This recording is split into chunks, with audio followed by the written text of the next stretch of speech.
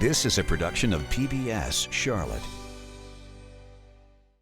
The following episode of Charlotte, a City of International Success, is brought to you by Central Piedmont Community College and viewers like you. Thank you. Hello, I'm Dr. Maha Gingrich. Coming up next on Charlotte, a City of International Success, I will interview Dirk Zicchili. He's the CEO of Chiron America. We're going to talk about the myths of manufacturing, and we're going to talk about the importance of apprenticeship programs. Stay with us. 3, 2, 1.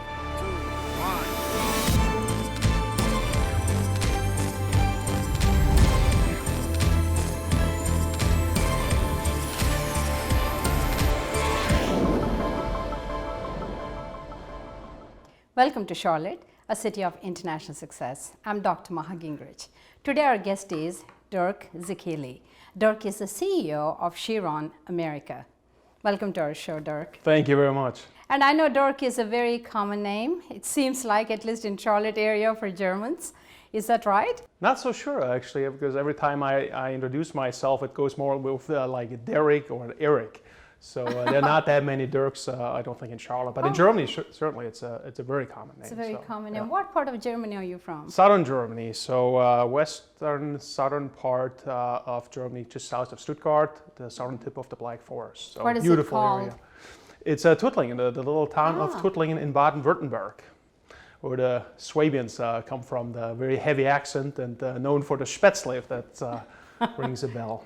Is it a small place? It's a Big very place? small place. Yeah, we got about 48,000 people living there. Oh, so, okay. comparison to Charlotte, it's a very small village. Very small village, Yes. yeah. Is it known for anything? It's very well known for the medical industry. So there are a lot of medical implant makers, surgical instruments and stuff like that. So really? even the U.S. companies who are very well known here, Johnson & Johnson, Smith & Nephew, Stryker, to name a few, have offices in that little small town of Tuttlingen, and that's what it's really known for because of a very long history of hand-skilled labor and the finding of iron in the area. So that's how it all started many years ago, and even my dad worked for that industry. He was a maker of surgical instruments. So Maker of surgical instruments? yes, yeah, Oh, eye wow. surgery. So very precise little knives the doctors would take to cut your eye open. Yeah, they're And so very small. very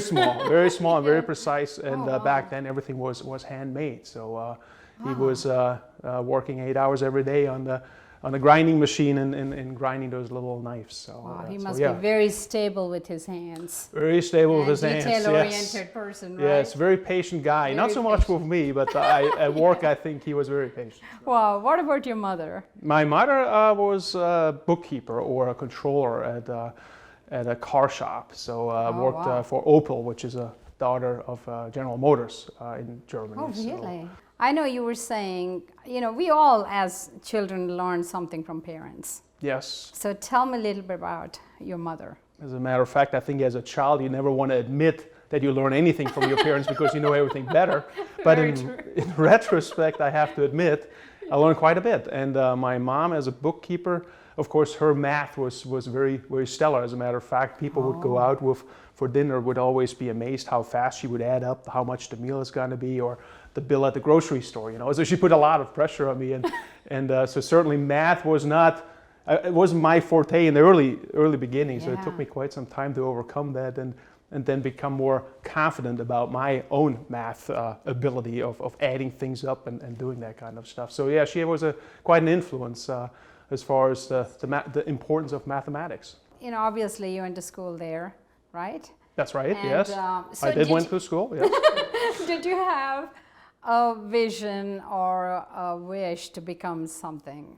See, Ma, that to me always was a challenge because it's not like I want to be something in particular in 5 or 10 years. So it's not like I had a long-term vision, but as a kid, as a child, I always looked at these trucks coming by our neighborhood, the Yeah. dump trucks.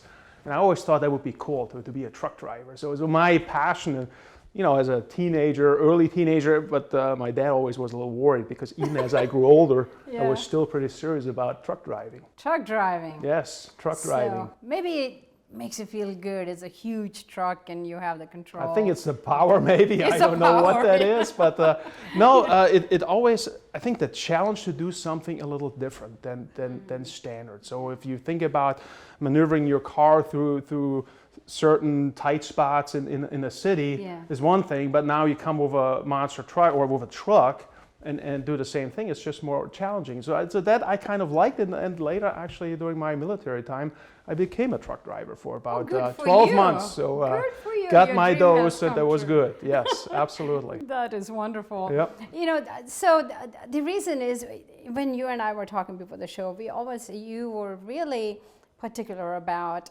influence of parents. Yes. You know, and sometimes, like you just said, when you're younger, you don't realize that you were really influenced by your parents. Absolutely. yes. So obviously you wanted to become a truck driver.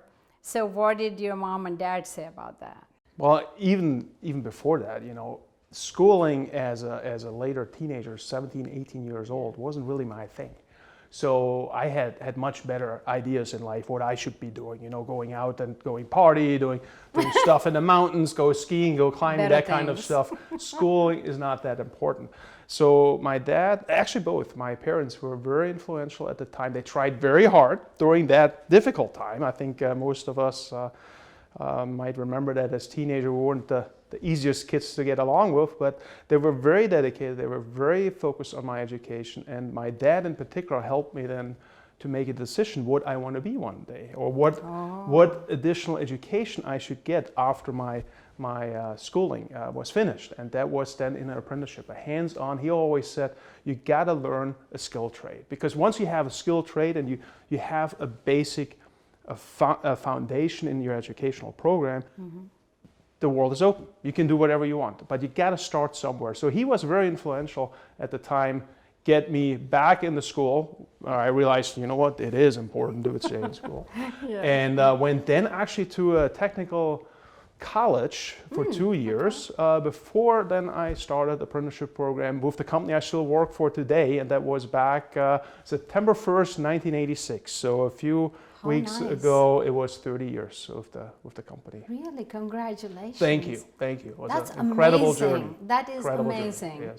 You know, they say nowadays that the younger generation, not just millennials, but younger generation, don't like to be the same company for a long time. But again, research is showing that they do they just want flexibility, and they want challenges. They want to feel at home. They want to, really feel appreciated. So obviously, you made a decision with the help of your father, Right. to get into this company. And what was your first position in the company? Yeah, that's a very good question, because you go through the apprenticeship program, Yeah. and then I started in machine assembly. And machine assembly meaning you're putting the bulk components together. We're in machine tools, so the computer controlled machining centers, I should maybe add. And as far as assembling those machines, then I was in the factory assembling those, and then moved into field service because. So before we go ahead, there, yeah. so what does the company do? What does Chiron do? What Chiron does is we're making computer-controlled machining manufacturing solutions. So that's drilling, milling, and turning, mainly for the automotive industry, some aerospace, some medical implants. So there's a little historical connection there medical to surgical instruments and body implants. So we're not making those parts, but we're making the manufacturing solutions for people who do make those parts. And so these are computer-controlled machining centers, very much known in the modern manufacturing world, also including automation, robot, load, unload. So I mean, it's a very high-tech company, and always has been, even back then when I went through the apprenticeship program. So, and basically apprenticeship program, we've been talking quite a bit about this, especially with the companies, German companies who are here in Right. Charlotte region. Yes. They strongly believe in this. And so talk to me a little bit about what is this apprenticeship program that you talk about?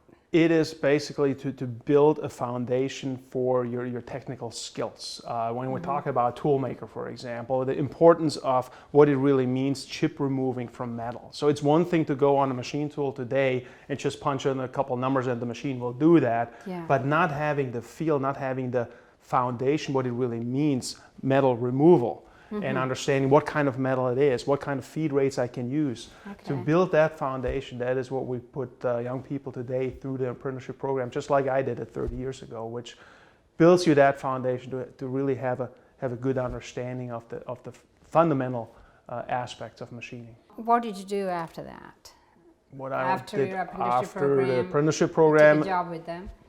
I stayed with the company for 30 years, as I just said. Yes. And some people think that's absolutely crazy, but I think Not really, what yeah. is different, I didn't stay in the same position, right? So, I mean, typically every 3-4 years, something significantly changed. Wow. And that was very encouraging for me. And I think what happened is I always tried to do the best I can. Yeah. I wasn't the person who was planning 5-10 years ahead. I was always looking at what I'm doing today and how can I do that best. As a matter of fact, my dad told me that, or gave that to me when he said, you know, everybody is looking ahead and wants to become something better. Yeah. You got to look back where you're coming from and you know, where you have started your career and where you're at today and bring in some appreciation. And that really helped me to really build a solid foundation step after step after step. So from from assembly, then I went into service, like those machines I just talked about being assembled, they have to be installed. Of course, they never break, so you don't need service, but of course not. But so sometimes it does happen and you have to go out. You still need to service it. You do still need to service it at times.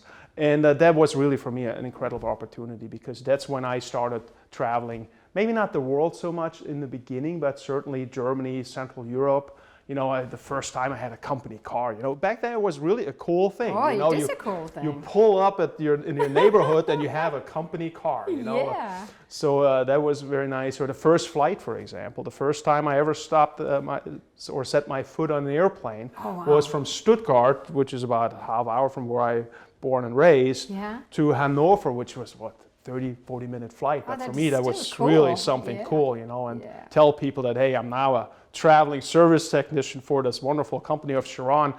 That, of course, meant something, and that's something you're proud of. And so service is really what brought me out and in the world. The first international, or I should say, transatlantic trip was to Mexico. Oh, okay. That was in the very early 90s, 92, I think it was. I was told to go there for 2 weeks. Yeah. Ended up to be 3 months. 3 months for work or for vacation? For work, just for checking. hard work, for hard work. And unfortunately, not everything went as planned, right? So out of 2 weeks, it became 3 months. It all turned out good, but it was an incredible experience for me. You know, What were you doing there? I installing, mean, in the position? Installation, and then later retrofits, changes, modifications to the equipment. So that was quite an effort, yes. Did you go back to Germany after that, or did you come here to? Well, the interesting thing is, because you said something about military in between. to me, well, the military was in between too. But before I went back to Germany, I had the opportunity to go to Portland, Oregon, for 1 week. They needed a service technician up there, and so from Mexico City, I flew up to Portland, Oregon, and get to a customer location to replace a part. I'm not exactly sure what it was, but it was a major component. Yeah. And I think it was a main spindle motor, as a matter of fact, the motor, so it was a big part.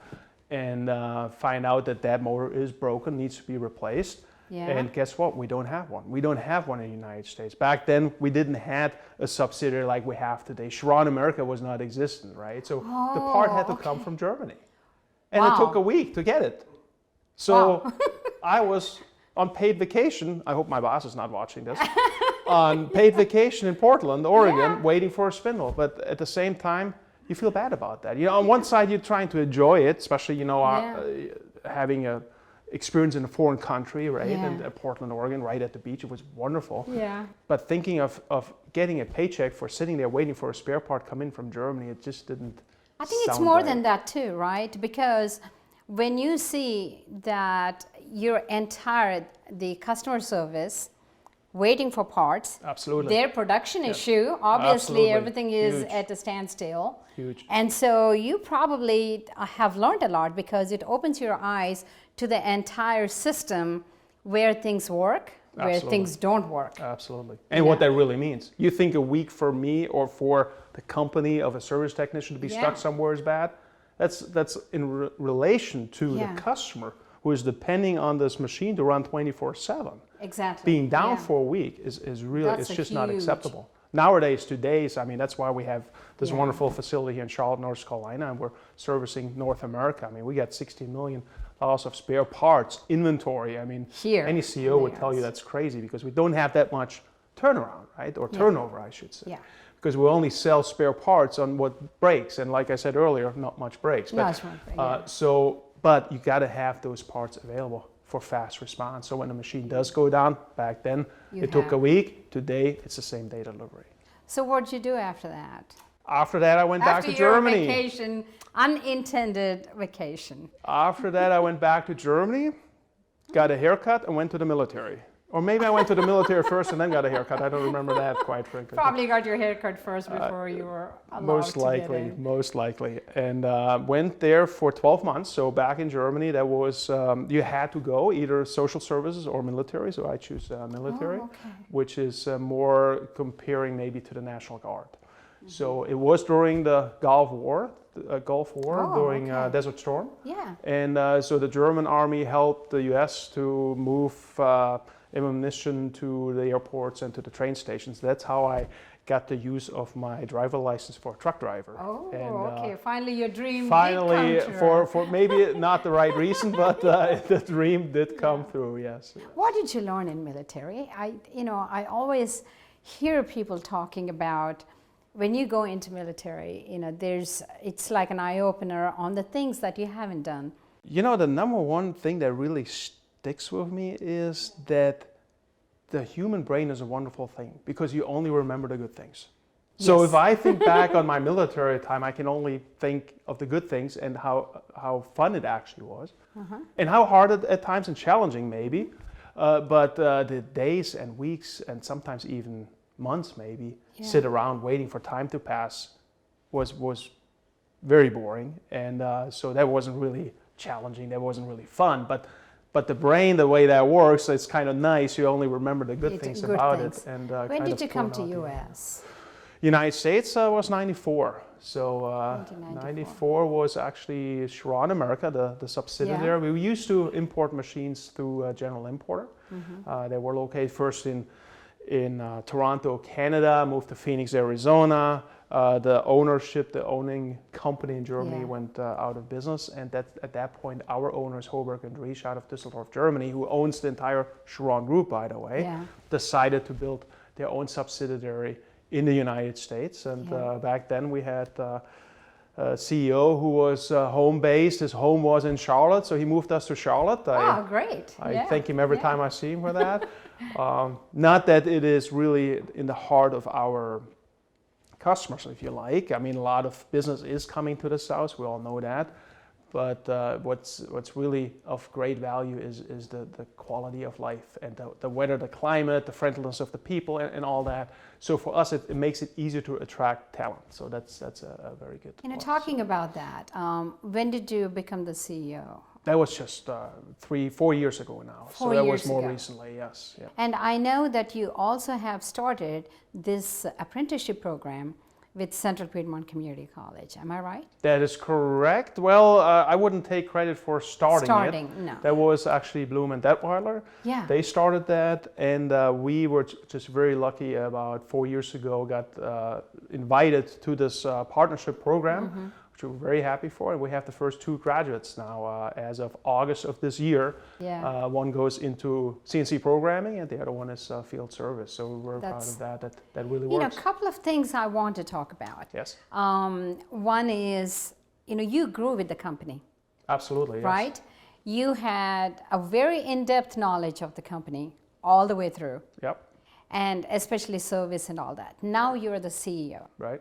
And I know you got your master's degree, MBA Correct. at Queen's University, McCall School of Business. Yes. Yes. So here you are, who worked alongside, then you become the CEO. Right. Talk to me a little bit about that aspect of being a boss who has grown with the company.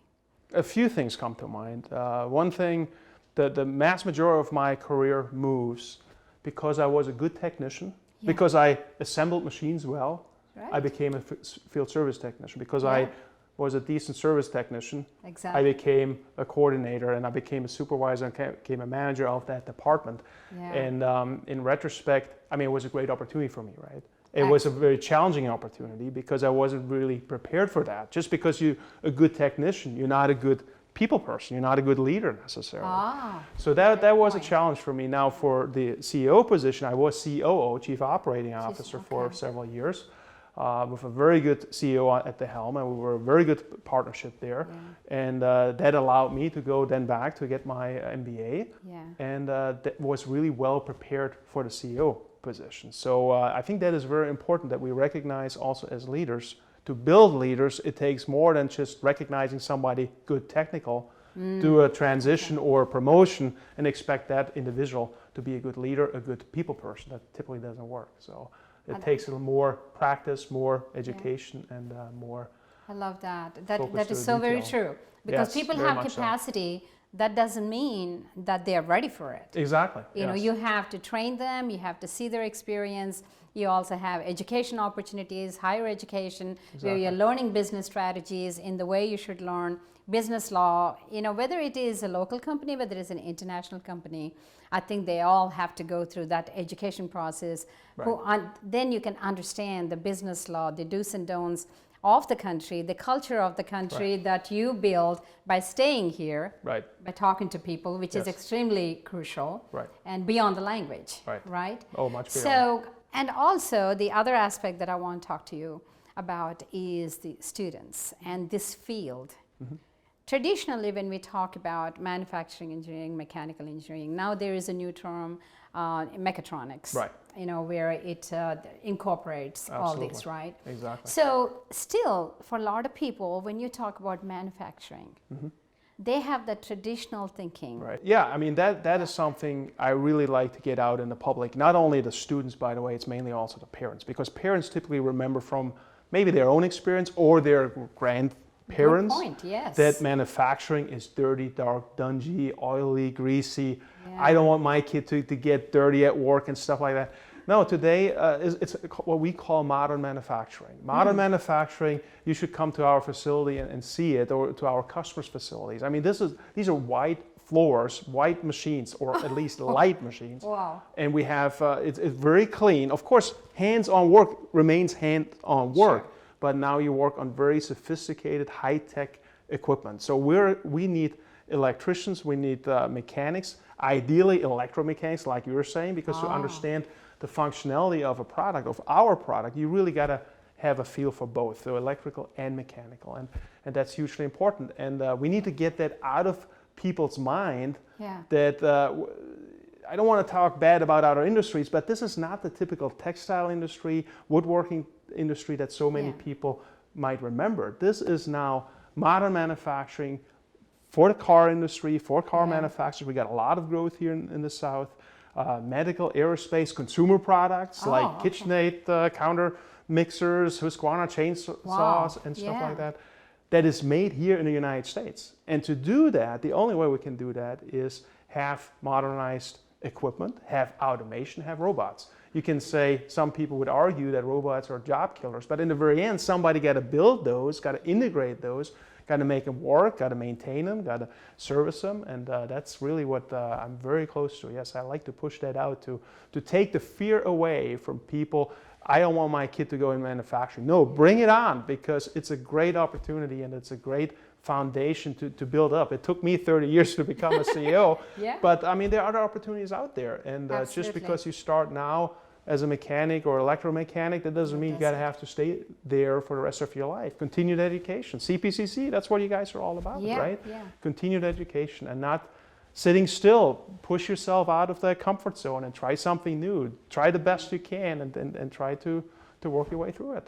And like my dad said, always remember where you come from, right? So. That is true. That is true. And then you need to excel in where you are today. Exactly. With what you're doing. And you're right. You know, at Central Piedmont Community College, we have manufacturing, mechanical, mechatronics, electronics, you name it. Right. And so, really, to go into these fields, you need your math skills, I would think. Yes, you do. You know, build. Yes, you do. And as well as hands-on experience, which is extremely important, right? You know what? But there's one more thing. Is the is the DNA, is the person, is the aspect of the human being, and how the individual is willing to learn, willing to get out of the comfort zone, and really expose himself, basically, right, to find ways to better themselves, continued education, of course, being willing to learn, and not being, this cocky attitude saying, well, I know it all, and okay, well, you got to show me next. No, we're looking for people that are really willing. The manufacturing is looking for people that they're willing to learn, and then, of course, bring their own ideas in. So you're active in the community, and there are many organizations like YMCA that you're involved with, and many other organizations that are really helping the younger generation, to stay educated, to stay focused. And then organizations like yours, as well as the companies like yours, are encouraging these, people, male and female, to get into these fields so that they can excel, right? And so maybe one final sentence, if you have an advice for these people, younger, older, because there's all kinds of generations that are looking for changing or, acquiring something. What is one thing that they always should focus or keep in mind? Do the best you can, for sure. Just because you're not so good in math today doesn't mean you can be better next time around, right? Never give up. I mean, you might have a bad start, you might have a tough start, but keep working that and build up on that. Don't jump around 5-10 times and expect to be an expert of all. Stay focused on what you're good at and build up on that. And one thing I did learn through my career, and especially through the MBA, by the way, is that I really been very fortunate growing up in such a good family. We had food on the table, we had electricity, we had all the basic needs. My parents weren't rich, but they been able to offer me a very good. They absolutely show me the values, what it means, and be successful, and like to give that back some to the community. And yes, organizations like the YMCA help people. They're less fortunate. They might need some help, after school programs, that kind of stuff. I think it's very important. It's very important. Don't give up and just keep going ahead. I won't. It's been wonderful. And likewise. Thank you so much. It's been a very important and interesting conversation. And thanks for your time today. Well, thank you very much. It was fun. Appreciate that. Thank you. And thank you for watching Charlotte, a city of international success. I'm Dr. Maha Gingrich. Please join us again next time, right here on WTVI PBS Charlotte.